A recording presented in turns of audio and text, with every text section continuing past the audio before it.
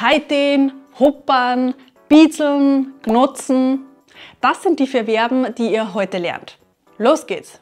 Grüß euch, wir sind Nati und Verena aus Salzburg. Bei uns dreht sich alles um das Leben und das Deutsch in Österreich. Wir begleiten euch auf eurem Weg vom ersten Kontakt mit dem Dialekt bis hin zum Moment, wo Gespräche verstehen kein Problem mehr ist. Weil es in unserer Familie in letzter Zeit Zuwachs gegeben hat, ist uns aufgefallen, dass wir bestimmte Verben im Dialekt vor allem mit Babys und Kindern verwenden. Sie sind wirklich typisch, aber im Standarddeutsch gibt es sie nicht. Wir zeigen euch jetzt 4 davon, die wir regelmäßig verwenden. Verb Nummer 1. Heiten oder heitinge. Das Verb heiten ist wirklich typisch in unserem Dialekt aus Salzburg. Wir können uns noch sehr gut daran erinnern, dass unsere Eltern oft gesagt haben, jetzt gehen wir aber heiten oder hast gut geheitet? Und das Verb bedeutet ganz einfach schlafen oder schlafen gehen. Wir persönlich verbinden heiten automatisch mit Kindern. Wir verwenden es typischerweise mit Kindern, um die Schlafenszeit anzukündigen oder auch um uns zu erkundigen, wie die Kinder geschlafen haben. Hier noch ein paar Beispiele, damit ihr seht, wie das Verb klingt, auch in der Vergangenheit. So, jetzt aber Schluss, es ist schon spät, Zeit zum Heiten. In 10 Minuten gehen wir heiten. Habt's gut heiten können? Mei, du schaust schon miert aus, wir gängen jetzt heiten. Übrigens, statt heitinge könntet ihr manchmal auch in die Hapfen gehen oder in die Hapfen hauen hören. Also wenn wir zu den Kindern ab ins Bett sagen wollen, ist eine Alternative ob in die Hapfen. Und kanntet ihr heiten oder Hapfen schon? Wenn nicht, vielleicht sagt euch das nächste Verb etwas, nämlich hoppern. Verb Nummer 2. Hoppern. Wenn ihr ein Baby in den Arm oder auf den Schoß nehmt, dann gibt es dafür in Österreich das perfekte Verb, nämlich hoppern. Meistens meint hoppern auch, dass wir leichte Hin- und Herbewegungen machen, um dem Kind oder Baby ein gutes Gefühl zu geben. Aber sehr oft auch, um es zu beruhigen. Denn, wie wir als frisch gebackene Tanten gelernt haben, helfen schaukelnde Bewegungen sehr. Hoppern könnten wir aber auch mit kleinen Tieren verwenden. Typischerweise hoppern wir zum Beispiel eine Babykatze. Mit hoppern könnten wir solche Sätze hören. Ma, er ist so lieb, darf ich ihn einmal hoppern? Ma, die Katze ist so lieb, ich will's hoppern bitte. Nach einem Zeitl wird das Hoppern aber ganz schön anstrengend, mein Arm schläft ein. Magst du mal hoppern? Komm her, da mal hoppern. Übrigens, hoppern haben wir auch in diesem Video erwähnt, da erklären wir euch auch, woher es kommt. Außerdem lernt ihr darin auch, was Rehren, Motschkern und Taugen heißt. Rehren und Motschkern sind nämlich auch sehr typische Verben, die wir mit Kindern verwenden. Schaut euch das Video also unbedingt gleich nach diesem an. Und falls uns jetzt Leute aus Wien zusehen, kennt ihr hoppern? Für eine Wiener Freundin war das Wort ganz neu.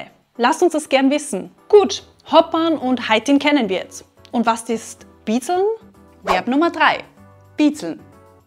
Alle Eltern unter euch kennen diese Situation sicher. Euer Kind möchte etwas unbedingt haben, zum Beispiel ein Eis. Ihr erlaubt es aber nicht, weil es schon so viele Süßigkeiten an diesem Tag gegessen hat. Wahrscheinlich wird euer Kind jetzt aber darauf beharren, quengeln, jammern, ja sogar vielleicht zornig werden.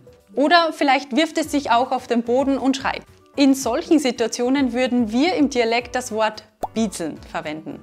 Es meint also eigentlich ein Trotzverhalten. Biezeln passt immer dann, wenn wir etwas bekommen oder erreichen möchten, eventuell darum aufdringlich betteln, aber es im Endeffekt normalerweise nicht bekommen oder etwas nicht erreichen. Auch Erwachsene könnten das Verb benutzen, und zwar dann, wenn etwas passiert, das sie zornig macht, das sie aus der Haut fahren lässt. Zum Beispiel, wenn wir schon seit Stunden an etwas arbeiten und es einfach nicht hinbekommen. Dann könnten wir sagen, Mei, ich konnt so biezeln, ich krieg's einfach nicht hin. Und es gibt sogar das Adjektiv biezelig oder biezlig. Hier könnten wir zum Beispiel sagen, Ma, er ist halt so richtig biezelig. Oder warum bist du halt so biezelig? Ist was passiert? Hier noch ein paar andere Beispiele. Ma, sie sind halt so anstrengend, sie sind nur am Biezeln den ganzen Tag. Was biezelst denn so? Passt was nicht? Da brauchst du gar nicht so biezeln anfangen. Ich kauf dir jetzt kein Eis mehr. Na, biezeln bringt jetzt nichts mehr. Jetzt ist Schluss.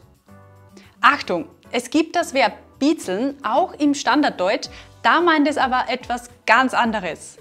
Außerdem haben wir bei unserer Recherche auch gefunden, dass biezeln in Österreich mit vielen leicht unterschiedlichen Bedeutungen verwendet wird. Wenn uns jetzt andere ÖsterreicherInnen zuschauen, kennt ihr biezeln auch? Und was bedeutet es für euch? Lasst uns das gern unten in den Kommentaren wissen. Wir sind gespannt. Von bieseln kommen wir jetzt noch zu einem angenehmeren Verb. Wisst ihr, was gnutzen ist? Verb Nummer 4. Gnutzen.